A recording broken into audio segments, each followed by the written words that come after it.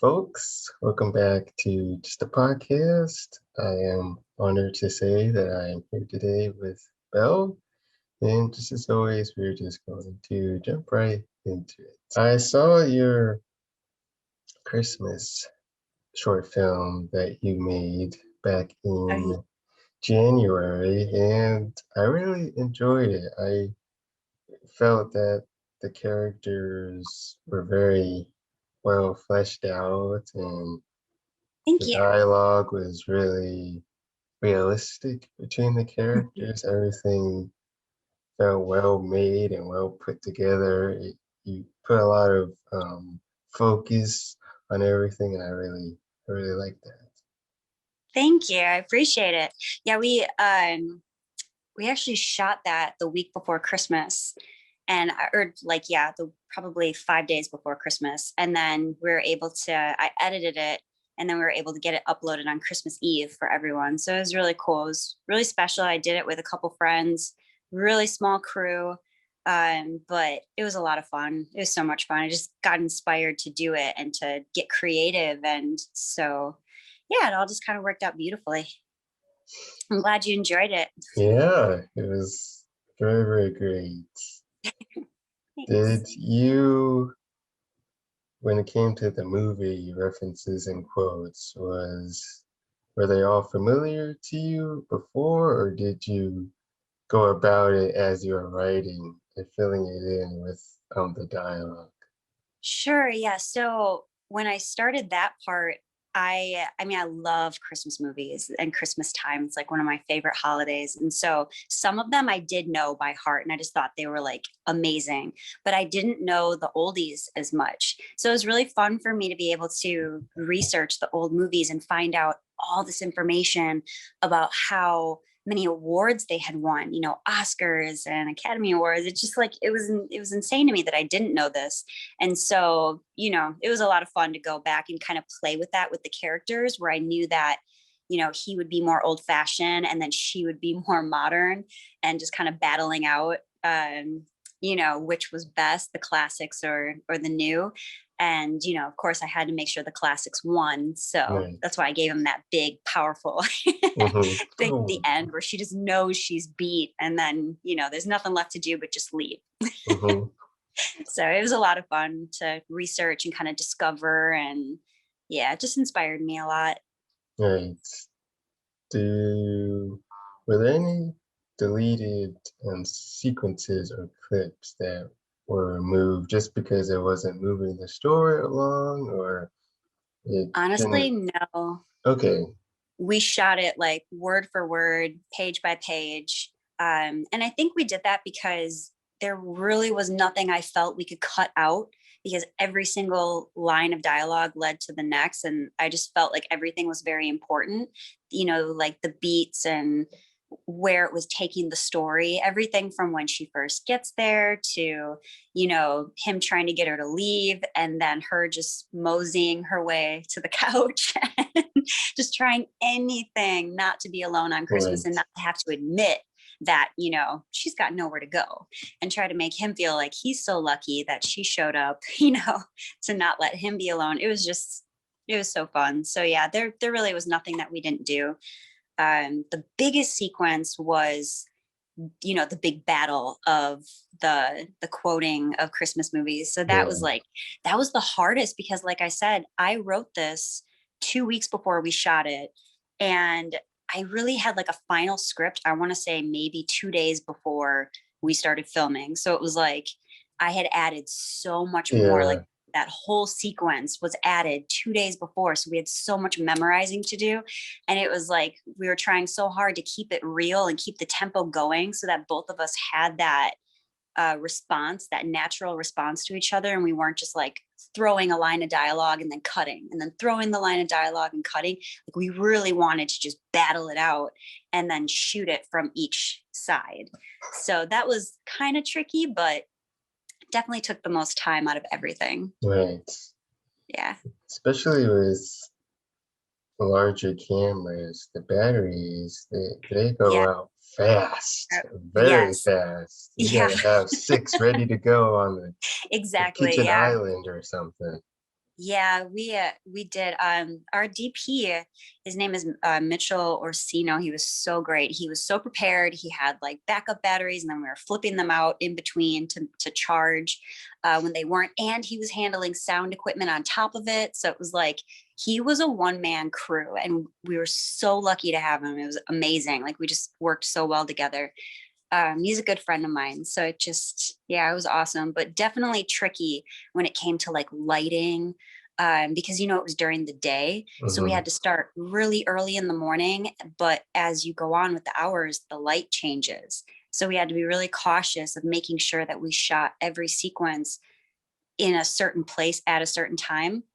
We ended up having to add an additional day of filming on, and it just so happened to be a scene that was at a certain time, but it was later in the day, and none of us were available at that time, so we had to do it earlier. So we had to reshoot this entire little sequence. I was like, Wow.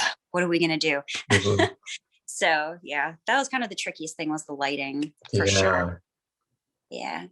I remember group for the 48-hour film challenge last year was filming a fight sequence that was taking place during the sunset, Mm-hmm. and they had very little time to really prepare, so they kind of took a more aggressive approach with it. Because Oh they couldn't boy. really do it Yeah. gentle, they had to make it look real. So their way of making Yeah. it look real was very aggressive, punching and Sure. kicking, and it looked pretty Oh boy. serious. They really looked like they were really fighting each other, but they didn't have a Yeah. lot of time to prepare because Oh man. 48-hour film challenge, you gotta write it Hmm. and film and get everything together. Right. Yeah, I know there's safe ways to do those things, but I am not trained in that Yeah. yet. There was only one scene I did in a proof of concept that I shot last October, or this past October. And there was a little bit of fight in there. And I learned a lot from that, just how it's very calculated. And that's how it keeps everyone safe. But for sure, I know a lot of people just like, I'm used to that, where you just get thrown into it. It's like, all right, let's do it. Let's make it real Yeah. and try not to get hurt. Watch out, everybody. Yeah, Someone's got a trench coat exactly. of Band-Aid kits just at the ready in case Right. something happens. Hmm. I haven't done a 48-hour film challenge myself, mostly No. because you gotta have your espresso shots ready to go. You gotta have your Yeah. caffeine, and I Right. don't know how I would work since I don't Yeah. consume that stuff. Right. Yeah. Yeah, that's tricky. I've never done it either, so I can't even speak, but I've done a 1 week challenge. If Okay. that counts. But yeah, those have got to be so hard. Just like pulling everything together, from the actors, the writing, the shooting, the, Hmm. like you said, if you're gonna get tricky with it and do, sequences of action, I am like, Yeah. that takes a lot. So it's incredible. I know with each challenge there's certain lines you have to also incorporate, and then Yeah. props as well. That's the Right. challenge, especially if it's a line that Yes. doesn't work with the Hmm. story. You have to find a way Yeah. to get it To in kind of change naturally. it. Yep. Yeah, that's interesting that you say that, because I know the actor Daniel in The Christmas Trap, he had a real problem with that last monologue, that last little like repeating the sequences off, like jetting them out. And I swear we had like 20 takes of him doing it, but we just kept rolling. We're like, just keep doing it. Just like, so we would like backtrack and then like get back into it. But for sure, there was a time where he was like, can I just change it? Can I do this? And we tried, but it was like nothing was going to be as good as if, he could just shoot it off the way Right. it was written. So yeah, exactly. So for us, it was like finding a way to make it a rhythm, so that when it came out, it was like easy and it was there, and it worked so good. By the time he got it, it was like perfect, and we're like, done. Let's move on. Hmm. Like that was great. So it was really cool. It was fun. Is that a friend's house or an Airbnb that you rented out for the Oh yeah, film? so that is actually Daniel, the male actor, my Okay. opposite, my co-star. That's his house. So lucky that he had like a perfect place that we could do that. So it literally was so easy. He and I were just talking, like, I want to say probably a week before I started writing it. And both of us were just like, we want to get creative. Like, we're so just craving, to get filming, to do anything. And so he and I decided to co-produce this. And I was like, I'll write it and I'll send it to you. And I did. And he's like, I love it. Like, let's do it. And then that's when I brought Mitch in, and he loved it. And he's like, let's do this. And so the three of us were just like, all right, we're going to do it. And yeah, it was cool. Worked out really great. We were all really proud of it. And that was like our mission, make something we're proud of that can make people smile and make them laugh. Stories where a lot of fun stuff happens when everyone's, dude, the script is awesome. Oh my gosh, they text you with their reaction. Whoa, that line, I can't wait to say it. Like, oh my gosh, me too. Back and forth between you. Yeah, for sure. Yeah, it was a lot of excitement. They were just super excited. And especially just when we were shooting it, we were really able to find the magic in the moments, because you imagine it in your head, like how it'll go. But then when you like bring it to life, it can be so much more magical because you're discovering things where you're like, oh, that's really cool. Like the scene where I'm like chugging the champagne. That was written in there, but the big explosion and me like choking on that was all real. That happened like for real. We had no clue that was going to happen. I like downed it up, and all of a sudden it just like, and it exploded out of my mouth, and I started coughing like crazy. And Daniel's like, keep rolling, keep rolling, keep rolling. Yeah. And so they did, and we just went with it. And like, that's the kind of magic that's so beautiful. You catch these moments that are, you can't even think of this stuff. So when it happens, it's like, wow, that was just movie magic gold right there. So, of course, afterwards they're like, are you okay? And I'm like, I'm fine. Did you get that? And then after that, we had to adjust the script. We're like, okay, we're going to need to get your reaction now because this is hilarious. And so, yeah, that was really fun. It was really cool to discover that little thing. Unexpected moments like that, I think, elevate the scene a lot more. Yeah, absolutely. Especially when an actor doesn't forget their lines, but they say it a certain way, and you go, "Whoa, right? This wasn't in the script, but I like the way they did it. We're gonna use that take." Yeah, exactly. For sure. It's like it can change the dynamic things, but in a really beautiful way. So it's like good to be flexible with that, which I told them from the start, I'm like, I'm super flexible with this. I'm not that writer that's like word for word, you have to say this. It was more like, we understand the scene, let's just play with it, and if something comes up, it comes up. And that's kind of what we did. There was a lot of improv. There was a lot of, just kind of going with what we felt and really reminding ourselves to play, because we're here to have fun and we're here to create, and we need to have fun and laugh if we're going to expect anyone else to join us on that journey, So it was fun. When it comes to screenwriting, are you able to write without any issues, or do you have to isolate yourself and really just let everything coming from your head fly to the paper, not worry about plot holes, inconsistencies? Since it's the first draft, what is your type of style when it comes to writing? Sure. Yeah, definitely. So I kind of have a weird approach to my writing. Maybe I don't, but it feels different. Like, I can write very quickly. It's like, it comes very naturally to me, I guess, but I have to see it in my head first. And it's as if the story just tells itself to me, and then I'm able to just write it. It's really different. So, and then a lot of times I just make sure I'm asking questions, and understanding my characters and what they want, because if I understand them, then I understand how they would react in this situation, like for when I was writing The Christmas Trap, it was really easy to connect these two and just know that, she really desperately needs to not be alone on Christmas, and he has no clue what's happening, so it was like from his end, he just wants to be alone.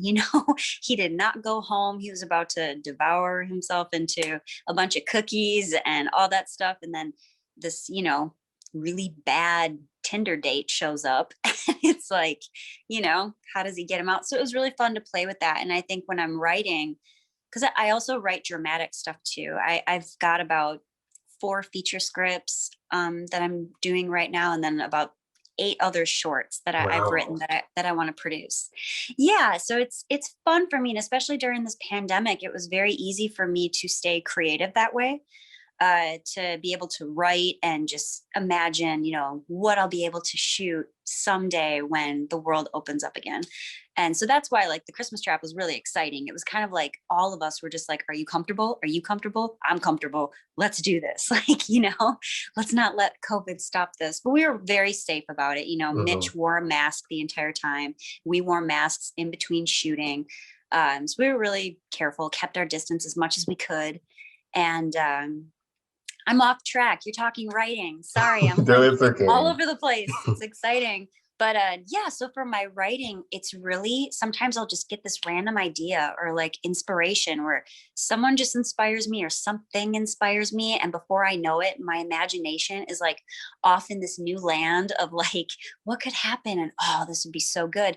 And a lot of times I like to write stories that connect people, like, I don't know, relationships really excite me. And because I feel like all of us are here, like we want to connect with each other in some way. We want to be seen, we want to be understood, and that comes from relationships. And so that's like a huge love of mine. I love relationships and just understanding people. And so I feel like everyone has a story to tell. And in that, that's where my writing kind of comes into place. Like, if I hear a story, sometimes it'll inspire me, or I'm like, wow, what would it be like, to be in that situation? And then what could I write to show people that, to experience that with them? And, so yeah, that's kind of my process. It just kind of happens in my imagination, and then it just kind of flows. And sometimes I have to do some research and, I don't know, but it's fun. Yeah. Right. I hope that Yes, somewhat absolutely. understandable. My issue Yeah. is exposition-y type of dialogue, very on the nose and trying to give characters personality, because sometimes they all Yeah. feel the same, and I struggle with giving them all distinct dialogue and Yeah. personalities and not being so Right. exposition-y, being more subtle and not telling, more showing the story. Yes. Yes. Oh my gosh. Yes. It's so important. And that was something I struggled with in my writing at first. When I first started, I remember a director reading my script and he's like, you're overwriting. He's like, this is Yeah. beautiful, but you're overwriting. Like, show more and say less and tell less. He's like, you're overwriting a lot of this stuff. And that was something that I really developed a skill for, where when I'm like writing a script, it's like, how can I say this as simply as possible so that they get it, but you still allow the actors and the director to use their imagination to create the story. So it's like letting go of the reins a little bit and being like, it's, everyone's going to have their vision of it and it's going to come together in this beautiful way. And so, yeah, that was definitely something that I had to kind of learn how to do, where it's like, trust that whoever is reading it is going to imagine what I'm seeing, and that there are ways to use descriptive words. And even in dialogue, like, especially as an actor, we love dialogue and we love monologues, so I love writing them. But at the same time, sometimes it's like, as much as I love them, they're not necessarily needed. So I absolutely stay conscious of that when I'm writing stuff, and make sure that every character kind of has enough to say what they need to say, but there's still enough underneath that they can say with their eyes, with their actions, with their body language, that can kind of help drive the story where it needs to go. Yeah, a lot of my characters, they're telling a lot of backstory instead of showing it or it being revealed and more creative. Yes. subtle Yeah. way. It's just Yeah. and Yeah, my professor's exactly. like, whoa, we come Yeah. try to I understand, you want to write this out, but try to find another way to get this out Yeah. without the characters having to tell the Yeah. audience, hey, backstory time. Da, da, da." Yeah, Yeah. exactly. Definitely. It's something, but once you get it, it's very easy. Then you feel like you're like, all right, they'll get it. Hmm. Now I feel when I write as little actions as possible and like just try to, even when I have, sometimes I'll go through like a first draft and I'll write everything the way I want it, dialogue and everything. And then I'll kind of like skim through and be like, okay, don't need this, take this off, add this, or, sometimes switch who says what type thing. So yeah, for sure. So important. Hmm. Yeah, I remember in an early draft, I had a sequence that was Mm. pushing away from the introduction to a main character, but Mm. it was a really cool sequence that was writing. Yeah. Like, oh my gosh, all this stuff is happening. It's really cool. Yeah. And my professor said, you're giving the audience the impression that this is the main character, whereas we're not seeing them until 15 pages later. You gotta get Hmm. that further into the beginning. And I was like, Right. oh, okay, I understand, but it's so Yeah. awesome and I cool. know So I it's had so to hard when you pull it got it. out and Like, yeah. trying to figure out how to do that. Hmm. For sure. I had the same issue actually too. In one of my scripts that someone read, but it was a little more nitpicky. It wasn't necessarily that we didn't see the lead character until so far, but it was that the lead character did not have the first line of dialogue. And a director was just kind of talking to me. He's like, I just want to know why, like, why is it that the lead actor, the lead character doesn't have the first line of dialogue? And then on top of it, the lead character did not have the last line in the movie. And so he was kind of questioning that with me as well. I was like, I never thought of that. Like, you're right. It is this person's journey. And, to kind of allow the audience to be with them, it kind of makes sense. But it's very meticulous, screenwriting with Yeah. stuff like that, things that you just don't even think about, but when it comes down to it and you learn about it, you're like, oh yeah, like that does make sense. Hmm. Like complete sense. So I definitely had to adjust, how I did certain stuff and making sure that an audience understands who the lead character is. Definitely.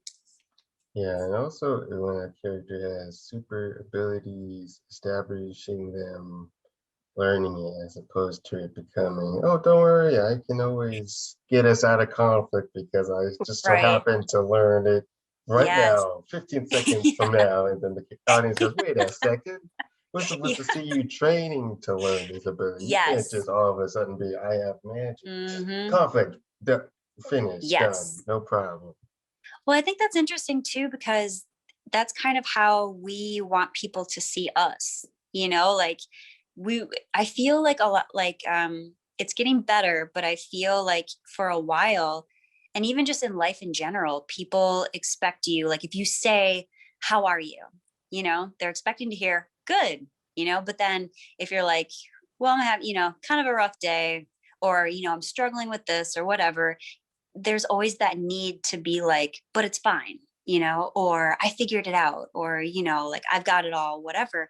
But I think that's what's so great about movies and screenwriting is that it's so raw, like we can actually get in and see like what all of us go through when we have a struggle and we have to learn something, we have to try harder and we have to like show up, and so I think that's, to me at least, why movies are so great and why you can connect with so many people, because you get to follow along with the character and like see their struggle and see them triumph, which gives us the, either the memory of us triumphing something, or just the bravery to know like when we go through something like that, we have the power to get through it, to Hmm. learn, to grow, to love, to all those things. So yeah, for sure. I think that's like one thing I really love about movies is just being able to express that. And for sure in screenwriting, you want to make sure you dive into that, and with every character, I don't know how it is for you, but with every character that I'm writing, like I wrote this one script that I've been working with a production company with in LA. So I can't give too many details, Mm-hmm. but it's basically a young woman who's struggling with a drug addiction and alcoholism. And so for her, I don't have those issues. I never have. So I had to learn a lot. I had to read a lot of books, a lot of like biographies, a lot of people like telling their stories. And it inspired me so much that like I just wanted to get in there into the ugliness of what it is to go through something like that. And it was beautiful. It was awesome to write because it was so much better when I started getting to the upswing of her. It just kind of, yeah. So definitely, I think it's important in screenwriting. You like make sure you have that struggle and that, what do they call it? The character arc. Yes. Mm-hmm. Character Yeah. arc. Yeah. To make sure that the audience can just follow along with that. So you, like you said, so you're not jumping to the triumph Mm-hmm. without making them earn it. Right. Yeah. What characters from shows or films from your childhood that do you have a stronger connection with? Hmm. Since That's a now you're older and after Yeah. rewatching it recently, you go, whoa, this character was really well written and very relatable, and they really focused well on this character's qualities. But as a kid, you didn't really notice Yeah. it that much, but rewatching it older, you go, whoa. Yeah. That's a great question. Let me see. I mean, I grew up with parents that loved to have me watch the classics, which I hated back then, but now I love. Especially my dad. It was lots of like Elvis classics. So honestly, I think that is probably the biggest thing. Now, when I watch those Elvis classics, it is like they're so beautiful to me, because just everything, when you think back then, they didn't have 10 takes that they were taking. It was all one shot. They've got dancers and singers and like all these things happening in the background. And it's all like, just one continuous thing. So it always amazed me. And that's what he would always try to teach me is like, these are performers, like you need to learn from them, watch them. And back then I really didn't appreciate it. I'm like, this is so uncool. But now it's like, I think it's great. I love watching them. I love, Breakfast at Tiffany's. I love all those. It's just so beautiful to me. And I think even when I started acting, it was really amazing because a lot of my instructors and teachers would tell me that I need to study the classics, go and watch the classics and find the actresses that you relate to and watch their mannerisms and what they do and how natural they are, how still they are. So I think that's probably the thing that I admire the most is, back then I didn't really appreciate it. And now with all the training I have, with how much I've grown, I'm so much more able to watch those and just appreciate every little detail, just and kind of take that with me into my work. So Mm-hmm.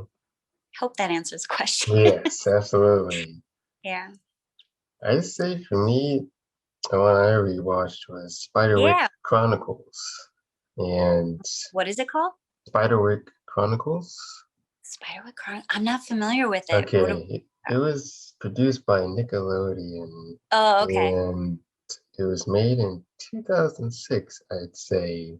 Nice. I saw it when I was younger. I understood the story kind of, but I rewatched Yeah. it recently, and the story is absolutely amazing, and the Yeah. characters are incredibly Wow. created and written. And I said, Hmm. man, this is Yeah. cool. This is crazy. Yeah. You can appreciate like the little jokes that maybe you didn't Hmm. catch up on. Yeah. That's great. That's awesome. I can't think of, I mean, I think recently, did you ever see that Netflix show that they had, the movies that made us? No, I did not. Oh, you should totally watch it. That was Okay. really cool because that gave me, I mean, the Christmas movie Home Alone, they talked about No. that movie and how I could not believe what they went through to make this movie. It made me appreciate it so much more. I mean, so many times they almost weren't able to make it. And then that entire house was built inside of a school's gymnasium.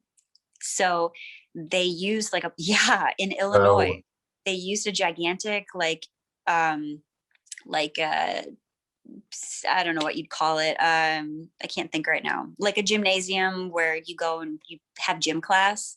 That's where they built the entire interior of the house for Home Alone. So cool. And just everything from how they got their actors and stuff like that. So, I mean, I loved that show because it was amazing to hear how they do this, and how they did it. And Dirty Dancing as well. They did an episode for that one. I thought that was just incredible. Like just the stuff that can go wrong. And even the writers, that one was really cool because they talked a lot about the writers and where the inspiration for that came from and just all that stuff. So it's cool. Yeah. DVD commentaries are fantastic, especially Yeah. now when I Yeah. have a bigger understanding of film. I can Yeah. understand how they went Mm-hmm. about it and Yeah, who they got exactly. attached to it and how Right. they went about the story. And well, this is Mm-hmm. very useful information. Right. Yeah. Oh, absolutely. Even just to know as actors, it's really great to know. I was always so curious about the cameras, like I loved the red cameras and just the lenses and how it worked. I mean, it was just beautiful to me. And so, like, getting to learn what everyone does and what this means. And it's all like parts to a machine, and like every single one needs to be where it is so that it all like goes in motion and continues and succeeds. So it's Hmm. incredible. I have a couple friends too that are at DePaul University in Chicago, and it's the same thing. Like I wrote a script before I moved to LA, and we produced it. Like, and it was amazing because we get to use all the equipment and take advantage of that, and just make something really look good and Hmm. special. I think it's so important, because it's great that colleges, when you go for film, they let you do that so that you have that experience and you can toy around with it, and it's just great. So Yeah. that's awesome. I'm excited for you. You'll have to send it to me when it's done. Yeah. And I think like the writing that you're doing, that is so hard. Like that is some of the Yeah. hardest stuff, like mockumentary, slapstick comedy. I mean, that is hard stuff to Yeah. write. So I commend you. That's incredible. Thank you. So yeah, like I struggle with that kind of stuff. But that's also why I love writing. Like I joke with people all the time because it's like I love writing comedy because I can sit here and think about the best things to say. But Hmm. in real life, I feel like I'm like, can we just time out for 5 minutes so I can think of the best thing to say Yeah. and then come back to this? But yeah, Hmm. that style of writing is so tricky. So I give you so much credit. It's amazing. Thank you. Yeah. I always try to write scenes in a way to, even if they don't have funny moments, the Yeah. actors and people involved can go, "Oh, I like this line. I got an idea." I'm like, Yeah. please, I need Yep. you to make Yeah. it more meaty and more funny. So please give me your feedback. Make it pop Yeah. a little bit. Yeah. Definitely. That's awesome. I think, yeah, it's fun when you can write a script and you know that your actors are going to be excited to say a certain thing or, like they get to do that. Because as actors, we just want to express, we want to be able to like dive into that and just, become that character. So it's Hmm. fun when you got like a certain scene or a section or a line, you're like, oh, I can't wait to say that. Like it's going to Hmm. be so good. Because sometimes like you don't get those moments in your real life, Right. so to be able to live it through someone else's shoes, you're like, yeah. Like you almost feel like some satisfaction like that was you, but it's